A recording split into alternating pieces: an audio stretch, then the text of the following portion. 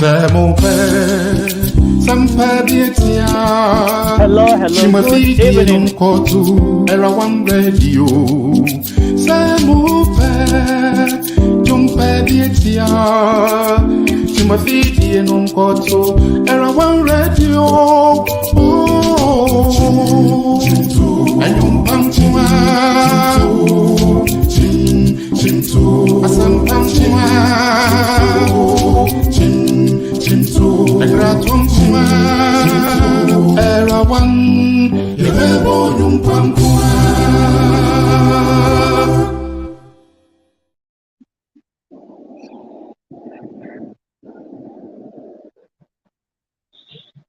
One radio listeners, we are coming your way again. It's another Thursday, the 10th day of August 2023.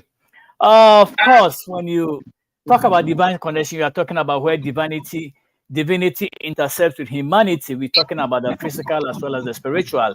We combine both to have a holistic life. So tonight we are coming back with part 4 of what we started. That is knowledge is power. We'll be looking at the truth table.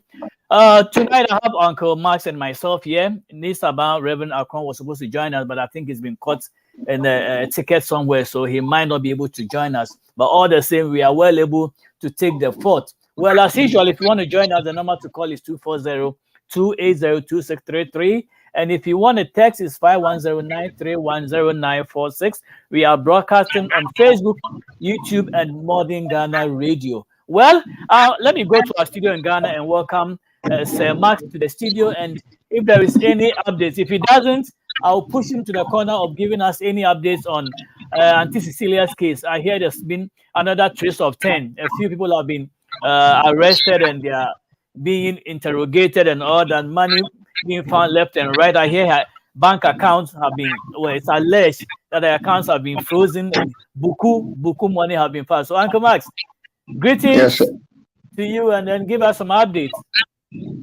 Thank you, Dr. Boison. Good to see you again, and to be in touch with your listeners and viewers. There have been developments in the Cecilia Dapa case, in which the Office of the Special Prosecutor has broadened their investigations, and as you said, it appeared they have frozen her accounts. Now, or at least applied to the courts for an indefinite freezing of her accounts. Now, it appears that she has more than one account, and in some of these other accounts have been found sums to the tune of $5 million, wow, and I believe 38 or so million cedis in other accounts, apart from other investment accounts that she also held with varying sums in them. So it would appear that what was stolen and was reported to the police was really just the tip of a very large iceberg. And it's got Ghanaians extremely concerned that if the minister for a relatively small ministry, sanitation and water resources, can have this sort of money in her accounts, which would seem difficult to justify and explain away, then what is going on or might be going on in some of the other larger ministries which have got budgets of much bigger sums, hundreds and millions of dollars. At the same time, also, this is a separate story, but maybe interlinked in the sense that it is part of the record or the trail of government's handling of Ghana's finances. The Bank of Ghana's latest report reveals that it has actually become bankrupt. It's had to write off very significant sums of money, roughly $6 billion worth of debt that was owed to it by the government. And people are pointing out that this is more than twice the amount of money that we have been hoping to borrow from the IMF. And it raises very, very serious questions of governance and so on, because, very, very large sums of money have appeared to have gone missing from the Bank of Ghana and have just evaporated without any trace, without any record, and people are unable to account for hundreds and millions of dollars. That was under the purview of the Bank of Ghana. Now, remember, this is the institution that is supposed to monitor other financial institutions and ensure that they exhibit good governance procedures and that they are accountable to their shareholders and so on. And so if Bank of Ghana itself cannot account properly for its own budget, then on what moral or technical authority does it discharge its functions? And it would appear that there have been breaches of the acts governing the Bank of Ghana's procedures and mandates, and that some of these may well lead to or should lead to prosecutions. But so far, we have heard very little from the executive regarding the goings on at the Bank of Ghana and any action that might need to be taken to restore confidence in the institution, which is there to serve the needs of the government and of Ghanaians. So we are treading very deep and murky waters at this time. And hopefully more light will be shed on what actually has been going on. And if people have been guilty of malfeasance, then the full rigor of the law should be applied to them, and things should be corrected. Otherwise, we have a problem going forward. Wow. So that's a story from Ghana. But you probably also heard that a few doors away in Niger, things seem to be heating up. That's true. Yeah, and there have been reports of French forces firing on Nigerian positions and so on. So we are at a critical point in the history and the development and evolution of Africa, insofar as the relationships with the neo-colonialists is concerned. And it's a challenge for ECOWAS as to how to proceed and how to handle the Nigerian crisis. Because, of course, as people have pointed out, the military takeover is not the only example of non-constitutional rule in West Africa. And there have been many instances where sitting presidents have sought to override the constitution to extend their terms, which in actuality is also a coup against the state. But against those leaders, we have had very little concern expressed. And so there is a suspicion of hypocrisy and double standards being applied where Niger is concerned.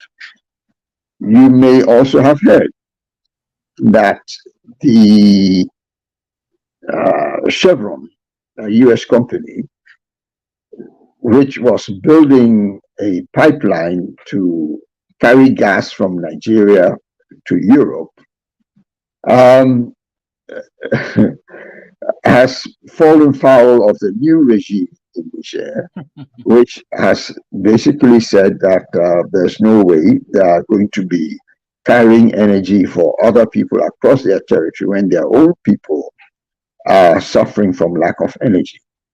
And so that's also causing a bit of a problem, because America, I think, at least Chevron, was depending on this gas to replace the Nord Stream pipeline from Russia to Europe, which was blown up by unknown persons, but suspectedly blown up by America.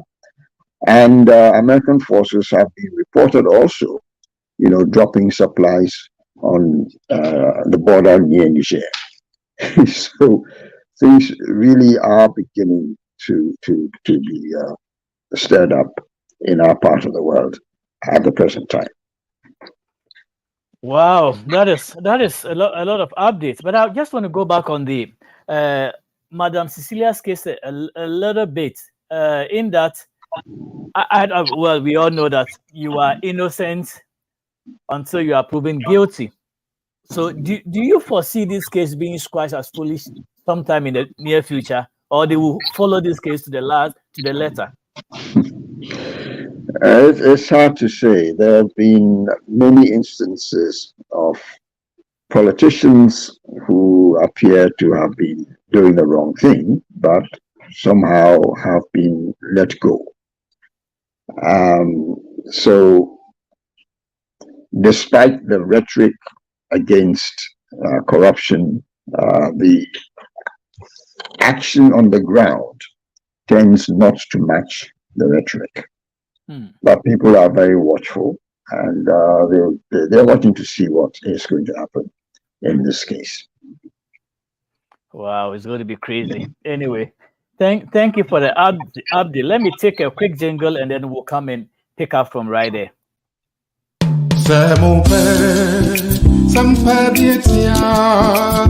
Chimafidi non kotu era one radio.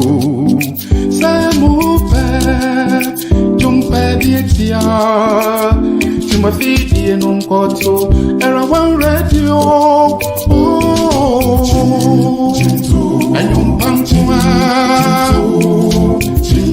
Chintu, asam pamchuma. Chintu, ekratum chuma.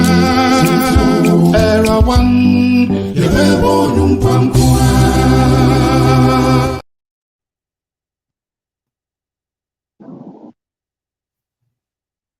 Okay. I think I lost some connection. Can you hear me? I can hear you. Yeah. Oh, okay. All right. Well, we are back on Era One Broadcasting Live, still on Facebook and YouTube. Well, Uncle Max was giving us some updates from the motherland. We want to continue. As I said earlier on, Reverend Akrong is not here today, so we're still going to go ahead and brainstorm around. So we just want to have a little bit of warm up. And Uncle Max, I received a video. Honestly, I don't know the full details of the story, so I just want to put a disclaimer here that I am not the originator of this video. I just received it in my WhatsApp, but the details are interesting, and I want us to just, dance around a little bit, because I don't know whether they're having double standards somewhere in Christendom or it is what it is. But I want us to listen to this. I can't play the actual video, but at least the sound bites may come up for us to see, and then we can discuss what we can do about it. Yeah, here it goes. Polygamy. Say them. Like polygamy. Nature supports polygamy. Nature. There's no animal that has one wife. The Bible says does not even nature teach. Bring it up. Does not even nature itself teach.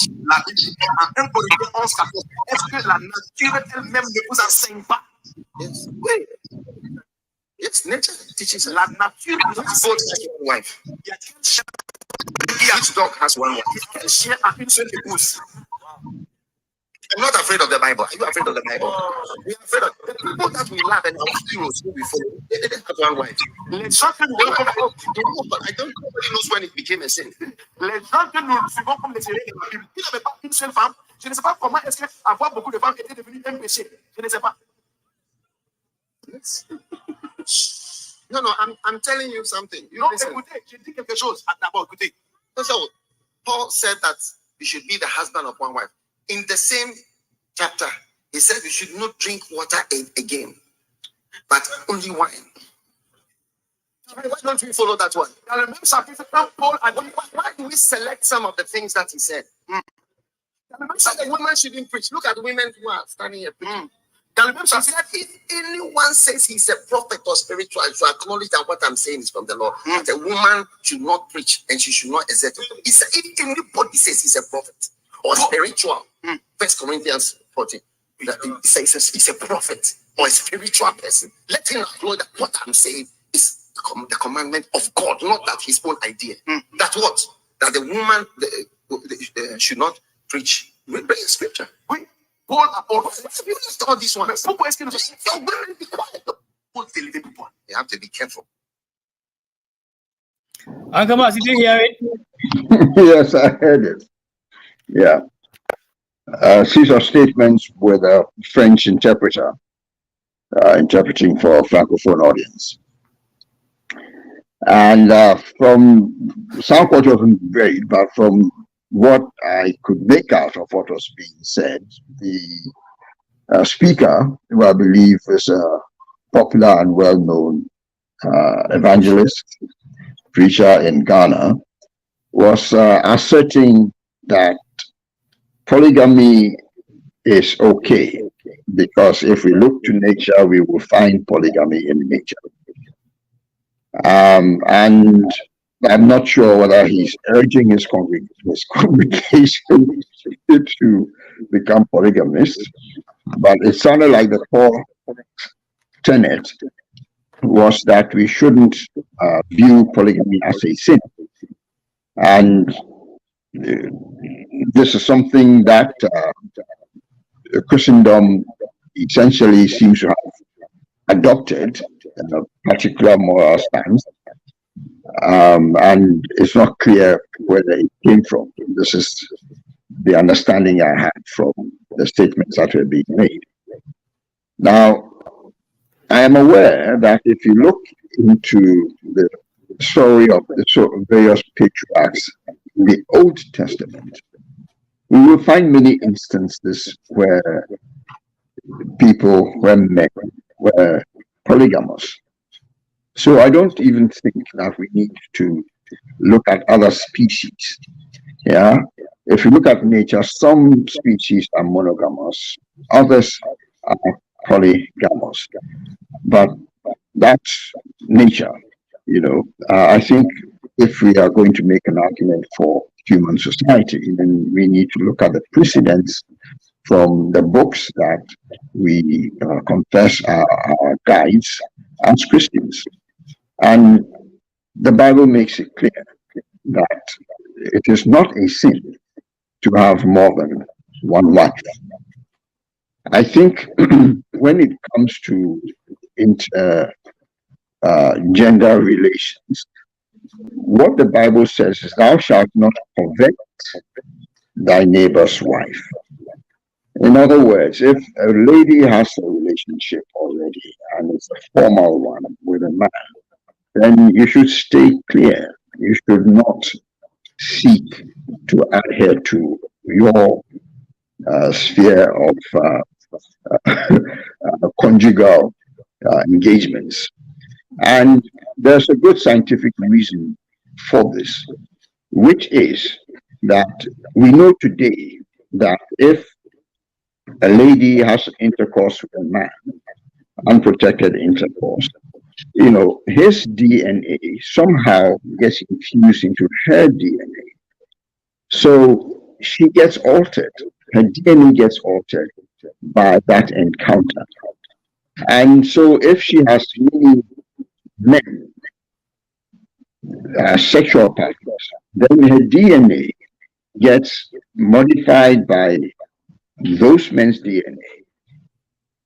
Over time, her DNA changes and is no longer purely hers, but it is suffused or infused with the DNA of other men.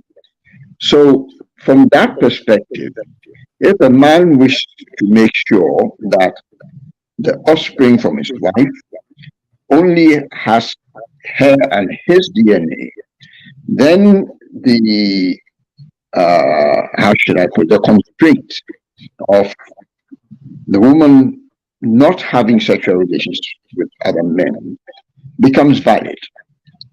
Okay, so there's a reason why one might endorse polygamy but not polyandry, because of that DNA factor.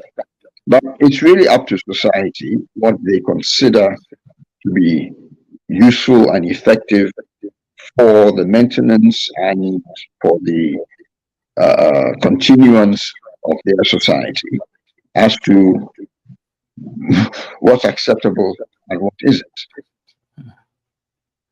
All right, so Sir Max, let me ask from this audio clip that I played, would you say Yes. now there is a sort of double standards being played now? Because when we were growing up, I mean, charismatism made us understand that one man, one wife, and polygamy was frowned upon. But here we have a bishop who has categorically made it clear that it is not sinful to have, I mean, to be polygamous. And if you look at 1 Corinthians chapter 7, Paul said, but since there is so much immorality, each man should have his own wife, and each woman her own husband. The husband should fulfill his marital duty to his wife, and likewise the wife to her husband. Well, here it doesn't specify the sinfulness of this. But growing up, we're made to understand that it is sinful, it is wrong. Even there are some churches that if you are a member or you're a deacon or you hold some high authority position and you have more than one wife, it's frowned upon, and they wouldn't even let you take that position. So in this case, are we backpedaling to say that, okay, it is right? Because the example that you gave, the Solomons and the Davids, they have more than, one wife. And there was an example of where Nathan came to David after he had kind of had an affair with Bathsheba and had her husband killed. That God was saying to Nathan that, David, I gave you everything. I gave you your master's wife. If you did, that wasn't enough, I would have given you more. So people are taking this as, well, you can have more. But also, Bible says that these things were written for our example to follow them. And so if you look at what Solomon went through, having 300 legal wives and 700 concubines, Bible did not frown on it as a sinful thing. But then it's been written that when Solomon had so many wives and concubines, what happened to him finally was that his heart was taken away and he became an adokimos, an outcast, and he left following God, and so God pulled away his lineage. So now, with this thing in 1 Corinthians, or what you said, what we've read, now is the church now going to come back and tell us that, oh, it's okay for us to have, more than one, since some of us are already getting old and it's too late for us to go for a second or third? I mean, they're not giving us the license to do so, because they should have done, they could have said that to us before we got married, then would have taken a stand. But now it's too late. Are they backpedaling, or now they want to be part of it? I'm confused. Well, it may be too late for you and I, but there are younger men for whom it may not be too late.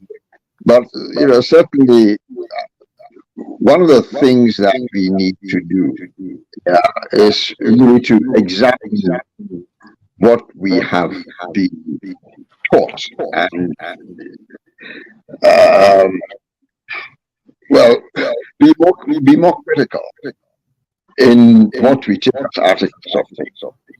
This idea of polygamy is widespread. There are so many societies around the globe which have practiced polygamy, and even some Western sects, which like the Mormons, which practice polygamy. Okay, so I think I don't know where the idea of monogamy came from, which we have adopted against the cultural acceptance prior to that of polygamy. But I suspect, with the continuing degradation of Western society, which is now not even clear what is a man and what is a woman, and so on. I think people are beginning to realize that the edifice that we have inherited from the West as Western Christianity may not be as robust and resilient as we've been led to believe, that it may not be wholly accurate, and that there are inconsistencies in there which may have been put in there to confuse us and to cast a doubt about the value of our own cultural practices, so on. And I suspect that's what's going on here. Thank you, sir. I'm sure this is going to attract, to use the word, quote, venom of maybe other pastors, other charismatics, or we don't know what this is going to balloon into. I'm sure some are going to come back and defend what he said, or they're going to stand against it. We have no idea, because although the Bible is the objective word of God, some have made it very subjective in that they have several interpretations to it. Because right now, we don't know if this is being legalized. Then those who held positions in the church years ago, who were barred from serving, they were banned from serving because they said, okay, you were polygamist, you can't hold this position. Are they going to go and apologize to them, or what is going to happen? I mean, this is a little bit dicey, but I don't know whether Christianity, or as for that matter, the Christian life should be lived individually versus publicly, where everybody will say we all have to go this way, or some say it's just you and it's between you and God. Whatever you do is your own cup of tea. When you depart this world and go and meet the master, then you give account of whatever it is. I'm still ready to go ahead. I think, Dr. Boison, we must always bear in mind, okay, that we are enjoined to not judge another. Okay. It is not our place to pass judgment on the decisions and so on that other people do make, except in situations where their actions and their decisions lead to harm and hurt to others. So if somebody decides they want to be a polygamist, it should be between that person, his wives, and their God. Yeah, what is required of us as Christians is to love our neighbor as ourselves. If our neighbor decides to take 5 wives and he's got the means to support 5 wives and to love them, who are we to say it's the wrong thing for them? And at the end of the day, we account for our lives and our decisions to our maker, not to any other human being. So from what you are saying, it shouldn't be an error, or it shouldn't be bad if somebody decides that's their lifestyle, they want to do more than one in the area of polygamy. That shouldn't affect the way they serve in the church. Should that affect them? Should the church hold a policy that if you are polygamist, you can't hold certain position? Should it still be maintained, or that can be amended? Well, on what basis do they maintain that policy? Because it is not sanctioned in the Bible. I don't see anywhere in the Bible where it says a man cannot have more than one wife. It's not there. I know somebody told me before that he belonged to a sect, a kind of church that because he was a polygamist, or he is, they wouldn't let him serve on the board or something. And I also heard about another story of a couple who said they were prevented from serving because they were not paying their tithes. Should these things be so legalized that people have to be banned from holding positions? No, of course not. I mean, tithing is supposed to be voluntary, from each according to his ability and his means. And it was also, if you look at the original objective of tithing, it was meant as a social umbrella. Was a word? Support, for social support, for people in society who were of limited means, and also as a buffer for against time of hardship and necessity. There's also the fact that tithes are supposed to be paid only to the I forget which tribe it is, one of the tribes of Israel. The Levites. The Levites, yes. Okay. And within that, it's not just the whole tribe, but the priests within that tribe. That's true. So if you're going to be biblical, then you have to demonstrate that you are a descendant or a member of the tribe of Levi, and that therefore gives you the authority to collect tithes from people, which you are supposed to hold, okay, as a steward against the needs of the people, having taken from it what is required to sustain the priesthood. It's not for you to take tithes from people and start building schools and building businesses and so on. That is not what tithes are supposed to be. So I have a big problem with the whole tithing industry, which has made so many pastors fabulously rich, and they say this is in favor of God. It isn't. If you're not using those tithes for the betterment of the society from which they came, then you're stealing from that society. And we all know stealing is a sin. So if they are collecting and using it for a worthy cause, you don't have a problem. Well, what I'm saying is, don't call it a tithe. If you want to collect from people for a worthy cause, be honest, be upright about it. Don't make people feel guilty that they should be doing something, and if they are not doing it, then they are sinners, and so on and so forth. That is coercion. That is coercion. That is completely unchristian. Christianity has nothing to do with fear and feeling guilty and coercing people and so on. That's totally unchristian. Yeah. So if you want to tell your congregation you want to collect money to go and start up a business or a school or so on and so forth, do that. Be open, be truthful to them so they can make an informed decision whether they want to support your enterprise or not. But don't tell them that if they don't, they have to pay tithes, and if they don't pay tithes, then they are dirty sinners and they won't go to heaven and so on and so forth.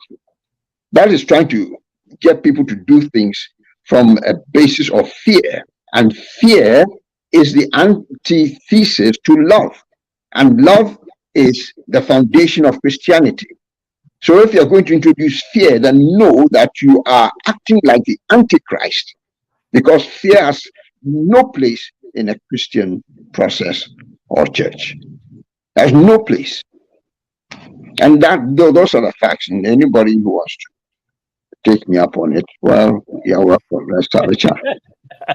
Well, it's subjective, and the disclaimer here is that we are having just a random discussion, and each and every one of us have their own opinion. So don't take what we are saying here as the gospel. You can read the Bible yourself to understand and take your decision. We are just having a discussion, and so if you want to contribute, that's fine.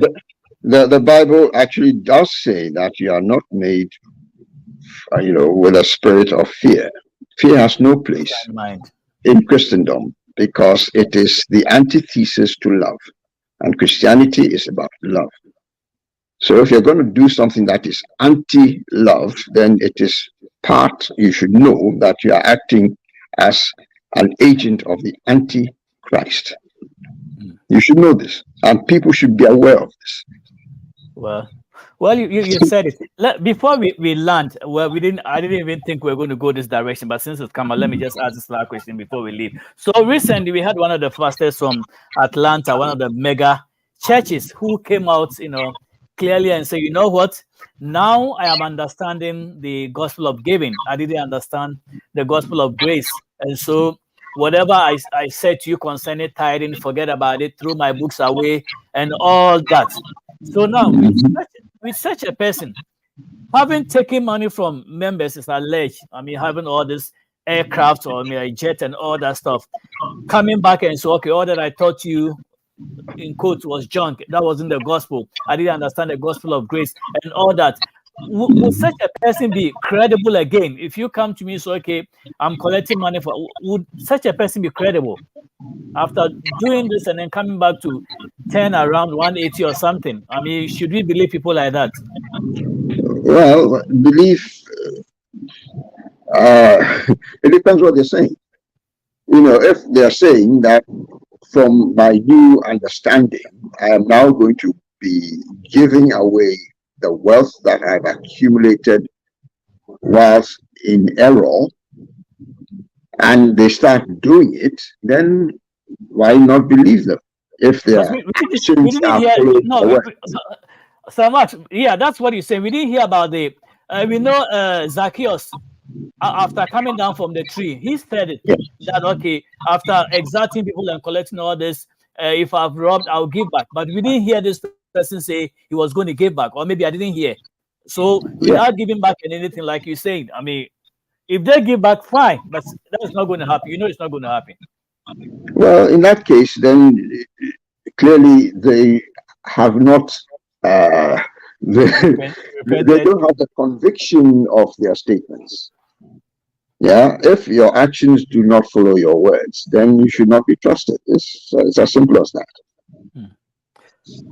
Well, beloved, tonight we're just having a random discussion. We're supposed to do our second pass temptation, but we didn't want to do it without Nisa. But I wanted to have a 3 feast, all of us enjoy. We don't want to eat without him, so we just consider that he should be there. So Uncle Max and I have been, having a nice conversation here. But Uncle Max, I want us to just do a quick review of what we did last week for those who didn't join us. We have a few minutes.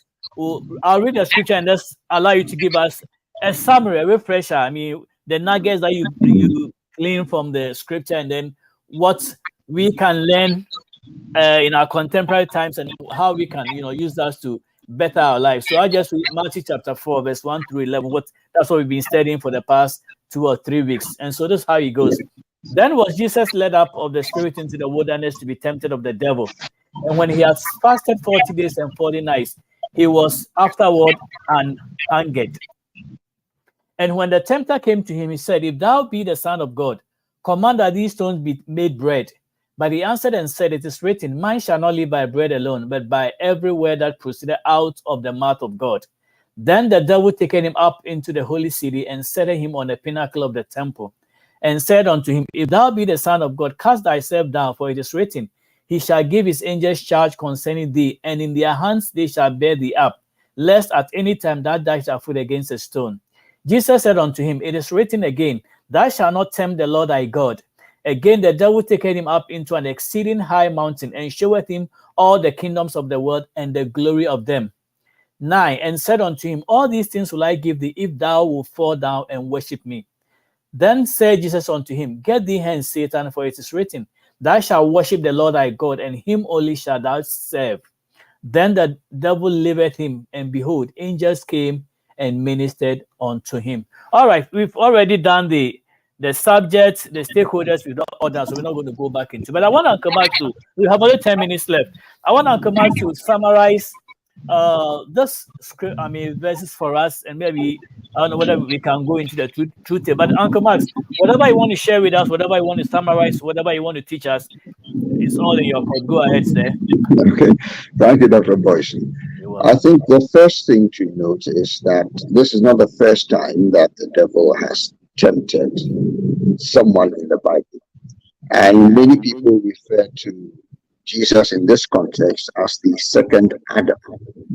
Yeah, and in the first Adam temptation, the action took place in the Garden of Eden, and it was the woman who was added to Adam, who was tempted by the serpent, acting on behalf of Satan, and she then carried the temptation to Adam. So the promise of that temptation was that they would receive knowledge and know the difference between right and wrong. And that has led to many of the problems that we face as humanity. So this second temptation of the second Adam went a little bit different, because this was the Christ in his humanity being tested by the devil in a way to deflect him from his objective, from his mission as a divine. So the first of the three temptations that the devil brought was looking at Jesus being hungry from his 40-day fast and inviting him to use his divine powers to satisfy his human cravings. And in all of these three temptations, what is often known is that in every case, Jesus responded with a reference to knowledge that has been given to humanity. It is written, was his first statement to each of the temptations. It is written, man shall not live by bread alone, but by every word that proceedeth from the mouth of God. And that's a very, very deep statement. So that was the first temptation.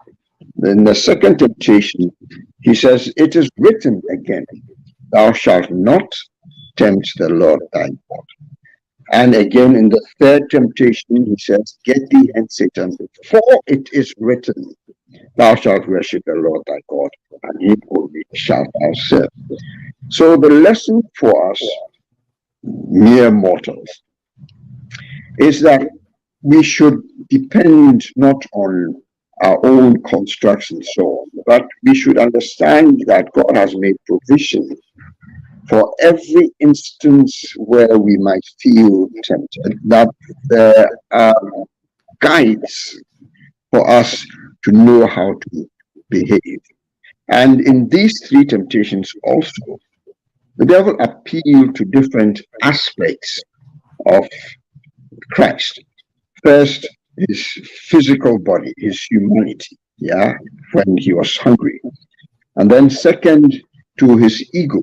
He said, oh, you are so precious and so on. Jump from the top of this thing and your angels will take care of you. And many, many people fall prey to this issue of ego being massaged by the devil. Or that we forget our purpose as human beings who are here to serve and to love one another. And in the third temptation, he's offering a semblance of power.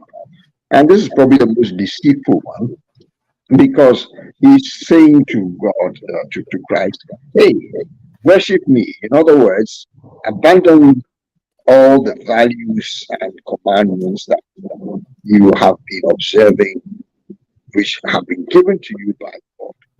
Do whatever it is I persuade you to do, and I will give you power over all these dominions. So, and we have to ask ourselves, how often does this power play manifest, especially in African politics?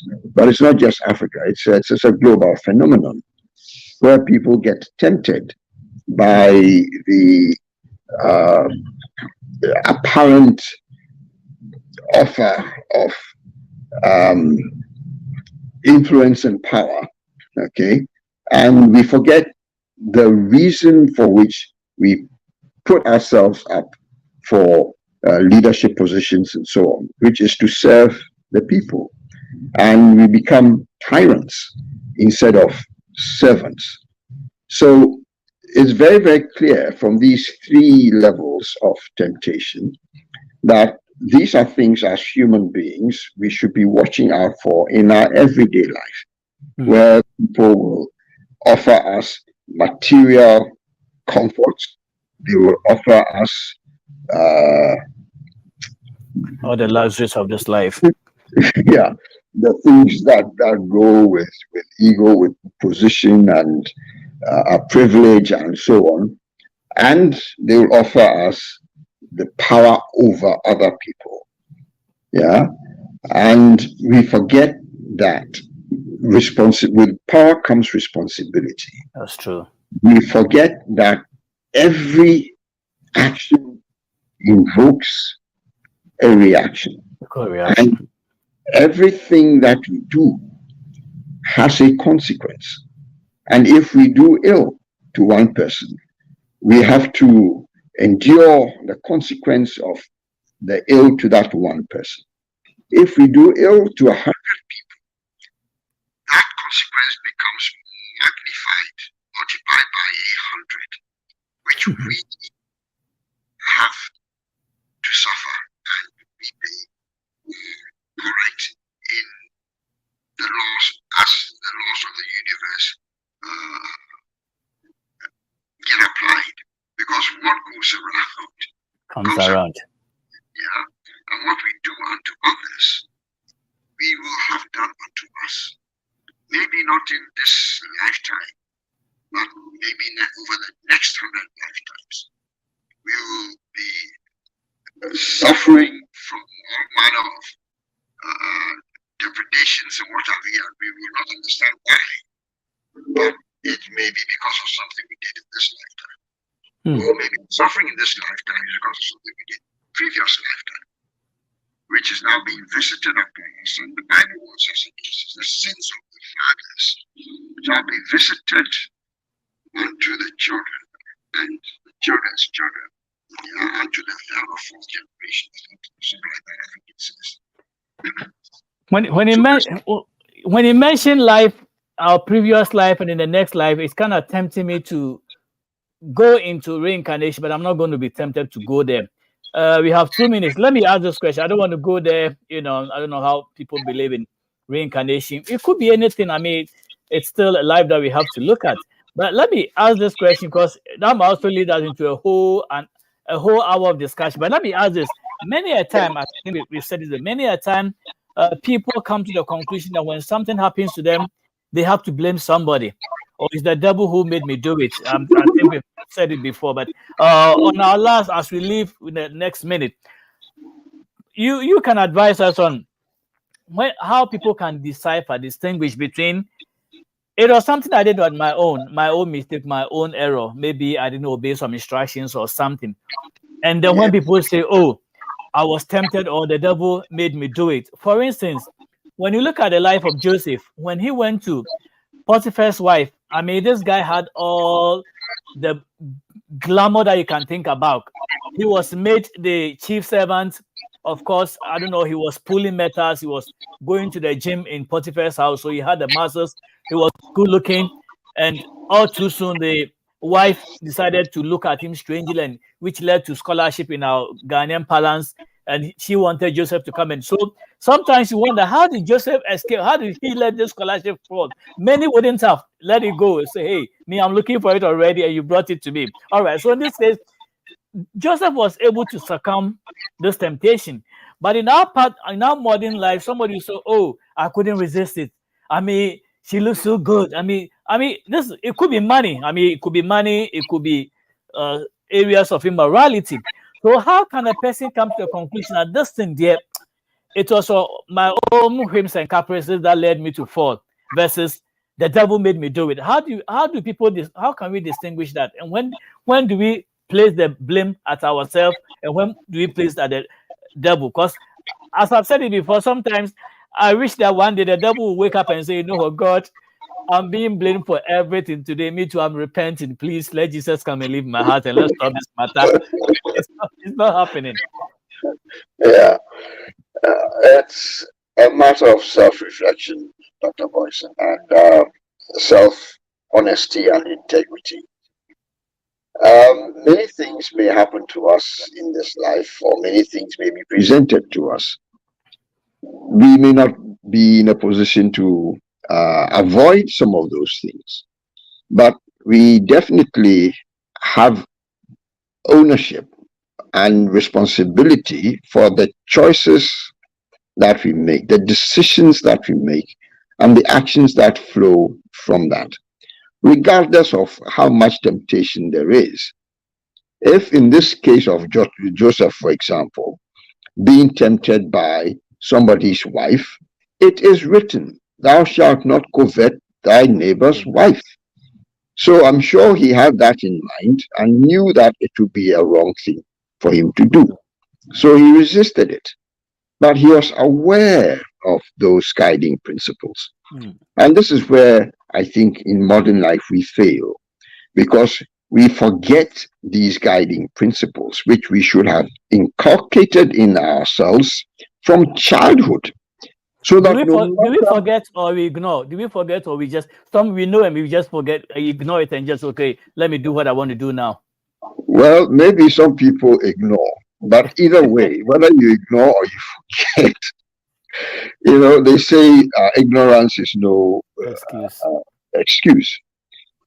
So if you know that something you're about to do, you would not like it if somebody did it to you, then, you don't even have to remember. This is just a very simple rubric that you can carry into every situation you are in. If you want to do something, you ask yourself, if this thing were done to me, how would I feel about it? Would I like it or would I not like it? If you wouldn't like it, then don't do it to somebody else. It's a very simple rule. Do unto others as you would have them do unto you. That's not a difficult thing to remember. So if we ignore that simple rubric, then we are actively and consciously deciding to do something we know is wrong. And therefore, if there are consequences, well, we cannot blame anybody else apart from ourselves.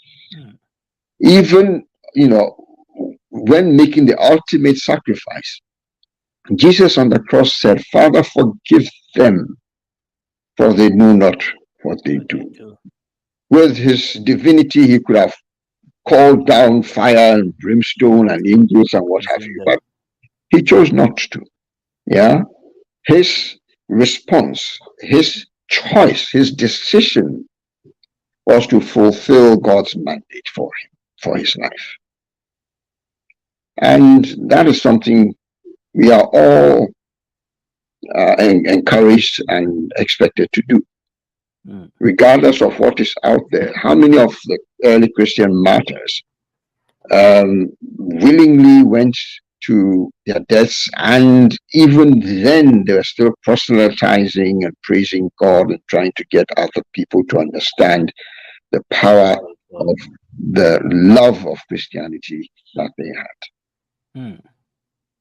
Wow, that is deep. That is deep, and that deepness can come from only Uncle Max. Thank you very much for availing yourself this evening. It's been a pleasure. I know we filled in properly. Nisaba will be proud of us that we did a good job. I know it was caught up in some corner, but thank you very much. I know you always stay up late, to make sure we have this broadcast. Thank you very much. I appreciate it. So we'll meet next week and then we'll continue. Like I said, we didn't want to eat this beautiful meal without Nisaba. I mean, I didn't want us to come and tell us we made a mess, but so that we can all partake in next week. So thank you for filling in to our listeners.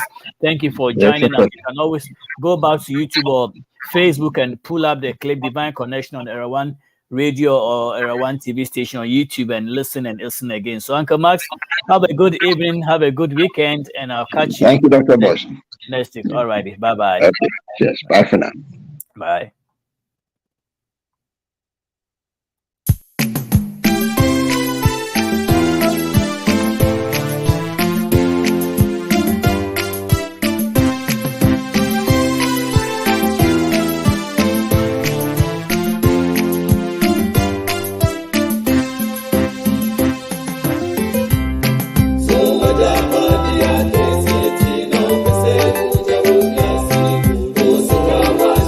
Yes.